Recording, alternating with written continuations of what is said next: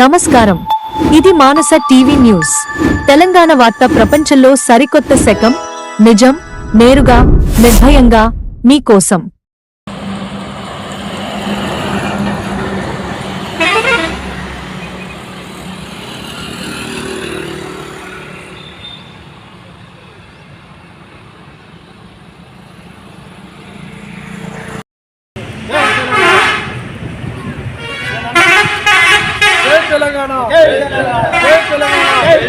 తెలంగాణ అమరవీరులకు, తెలంగాణ అమరవీరులకు, తెలంగాణ ఉద్యమకారుల పోరం, తెలంగాణ ఉద్యమకారుల పోరం, డాక్టర్ శ్రీమసిన నాయకత్వం, డాక్టర్ శ్రీమసిన నాయకత్వం.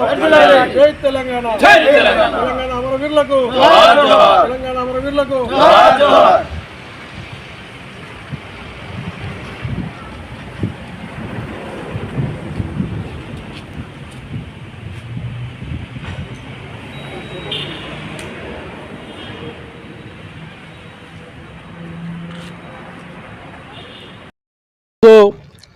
తెలంగాణ ఉద్యమ ఫోరం రాష్ట్ర అధ్యక్షులు శ్రీనివాస గారి ఆదేశాల మేరకు ఈరోజు అన్ని జిల్లా కేంద్రాల్లో, మండల కేంద్రాల్లోని ప్రెస్ మీట్ ద్వారా ప్రభుత్వానికి విన్నవించడం ఏంటంటే, ఆ రోజు తెలంగాణ రాష్ట్రంలో కాంగ్రెస్ పార్టీ అధికారంలోకి వస్తే ఉద్యమకారులను గుర్తించి మేనిఫెస్టో పెట్టి జార్ఖండ్ తహరాలోని ఉద్యమకారులకు 250 గజాల ఇంటి స్థలం, 25,000 పెన్షను, హెల్త్ కార్డు, కార్పొరేషన్ ఉద్యమకారుల కార్పొరేషన్ ఏర్పాటుకు అక్కడ ఏ విధంగా అక్కడి ఉద్యమకారులకు ఆ జార్ఖండ్ ప్రభుత్వం చేసిందో మేము కూడా ఖచ్చితంగా అధికారంలో వచ్చిన వెంటనే మేము ఉద్యమకారులను ఆదుకుంటామని గౌరవ ముఖ్యమంత్రి రేవంత్ రెడ్డి గారు ఆ రోజు డాక్టర్ శ్రీనివాసను పిలిచి మేనిఫెస్టో పెట్టిన సందర్భంగా మొన్నటిదాకా 13-14 రోజులు వాళ్ళ అభిప్రాయ సేకరణ తెలంగాణ అమరవీరుల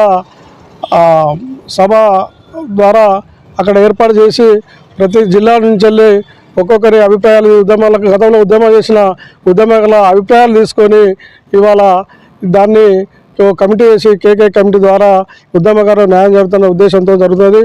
ఒకటి ఏంటిదంటే, కేకే కమిటీ డిసెంబర్ వరకు వారికి చేస్తామనే ఆలోచన ఉన్నది కాబట్టి డిసెంబర్ కాదు, సెప్టెంబర్ 17వ తారీఖు లోపు ఉద్యమకారులను గుర్తించి ఉద్యమకారులకు న్యాయం చేయాలని కేకే కమిటీ కానీ ప్రభుత్వాన్ని కానీ ఇవాళ మా రేగొండ మండల తెలంగాణ ఉద్యమ ఫోరం తరఫున ప్రభుత్వానికి విజ్ఞప్తి చేస్తున్నాం. ఎందుకంటే గత ప్రభుత్వం ఉద్యమకారులను పట్టించుకోలేదు కాబట్టి అప్పుడు ఒక అమరుల కుటుంబాలకే వాళ్ళకు నౌకర్లు 10 లక్షల పెన్షన్లు ఇచ్చిండ్రు, 800 మంది కళాకారులకు కూడా పెన్షన్ ఇచ్చిండ్రు.